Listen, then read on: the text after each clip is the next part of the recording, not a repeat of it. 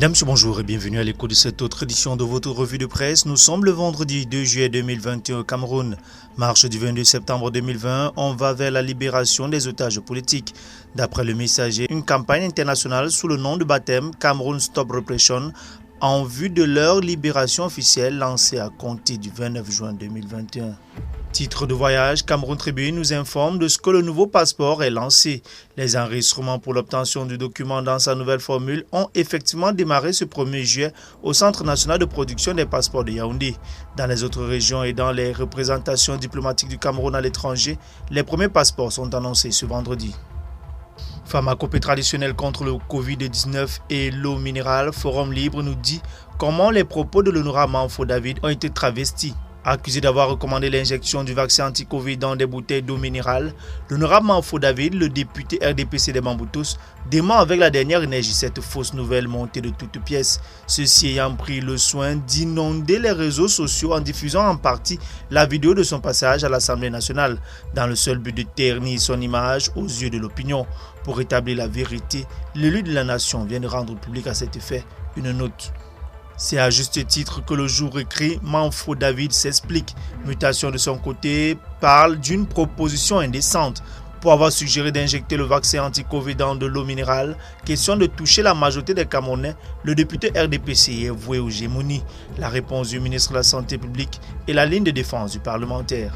Grande criminalité, 23 suspects arrêtés à Douala, nous informe Cameroun Tribune, interpellés le samedi 26 juin dernier par la brigade de gendarmerie de Bonamoussadi. Ces individus soupçonnés d'être des dealers et consommateurs de chanvre indien, mais aussi réputés agresseurs, ont été placés sous garde à vue administrative à la prison centrale de Nubel à la demande du préfet du Vouri. Le quotidien de l'économie précise qu'après la mise en service du train express, d'autres défis à relever. Ils concernent entre autres le renouvellement du chemin de fer. Espionnage des agents secrets déguisés en journalistes, une pratique contraire au droit à la liberté d'expression aux exigences de la déclaration de Munich, relève le Messager. Habitat décent, Shelter Afrique en pionnier majeur, en croit sa presse en s'impliquant dans la mise en œuvre de sa vision concernant le secteur de l'habitat et même des infrastructures. Shelter Afrique ambitionne non seulement d'arracher vers le haut le standing de l'habitat continental, mais aussi et surtout entend œuvrer pour sortir de l'ornière en termes d'amélioration de son niveau de développement global. Centre hospitalier régional de Garoua, le taux d'avancement des travaux à 91%. En faisant le tour du propriétaire le 30 juin 2021, le ministre de la Santé publique a félicité les différentes entreprises adjudicataires des 10 projets pour la qualité des infrastructures qui sortent des fonds baptismaux. Il les recommande par la même occasion de tout mettre en œuvre afin de respecter le délai de livraison des chantiers, raconte Quotidien Éco-Santé. Sexualité et bien-être, Quotidien Éco-Santé marque un arrêt sur les 10 plantes aphrodisiaques les plus utilisées en Afrique.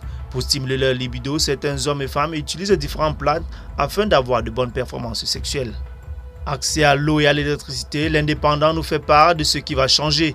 Le ministre de l'eau et de l'énergie Gaston Elundou Essomba, lors de la plénière spéciale du 28 juin à l'Assemblée nationale, a déroulé les projections devant pallier les problèmes d'accès à l'eau et à l'électricité au Cameroun.